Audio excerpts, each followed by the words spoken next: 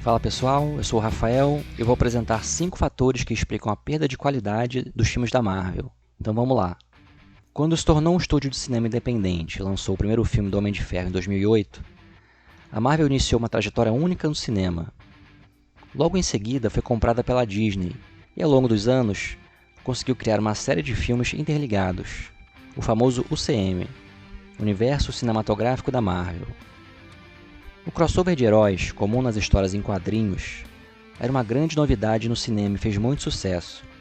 Mas após Vingadores Ultimato, a qualidade não foi mais a mesma. A Marvel se perdeu e aqui vão 5 fatores que explicam isso. Toda a história tem um clímax.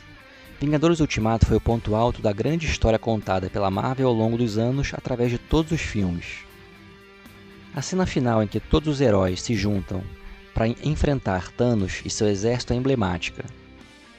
No fim, o Homem de Ferro, grande protagonista do UCM, se sacrifica para derrotar o vilão e salvar o universo. Os personagens principais encerram suas trajetórias como Vingadores, e a história termina. Continuar após um final como esse é complicado porque parece desnecessário, mas como a Marvel precisava seguir com sua produção de filmes, foi necessário introduzir novas histórias, e é aí que começou a complicar.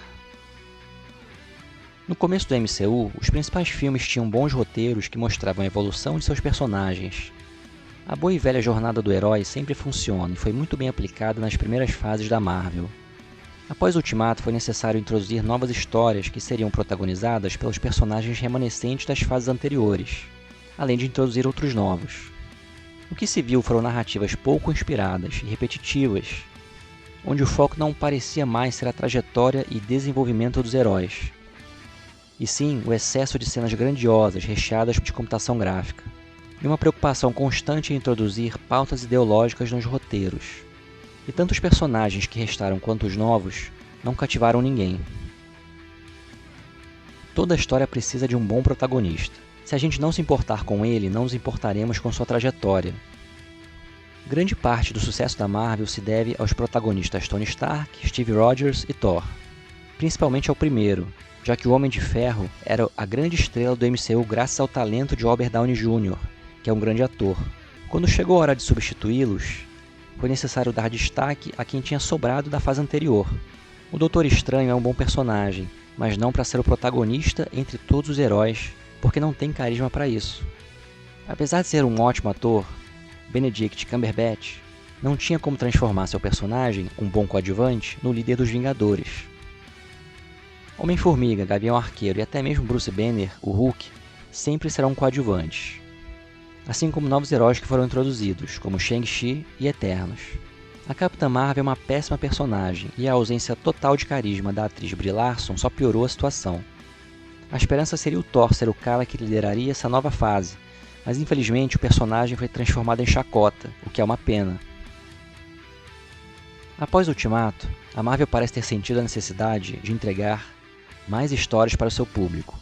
É como se os produtores pensassem que depois daquela cena em que todos os personagens se juntam para enfrentar o Thanos, o público não se contentaria mais em ter poucos filmes com os personagens de sempre.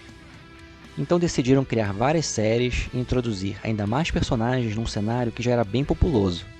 O resultado é um desgaste e banalização de uma fórmula que deveria ter adotado outra estratégia, ter priorizado a qualidade, não quantidade. Desde que lançou Capitã Marvel, ainda na fase 3, é nítida a preocupação em incluir pautas identitárias, que na verdade têm motivação política, no roteiro dos filmes. Em Vingadores Ultimato isso também estava presente, mas ainda era o início. Na fase 4 isso ficou evidente. O foco não era mais simplesmente contar uma boa história e apresentar bons personagens, mas forçar a inclusão de certos assuntos da maneira mais escancarada possível.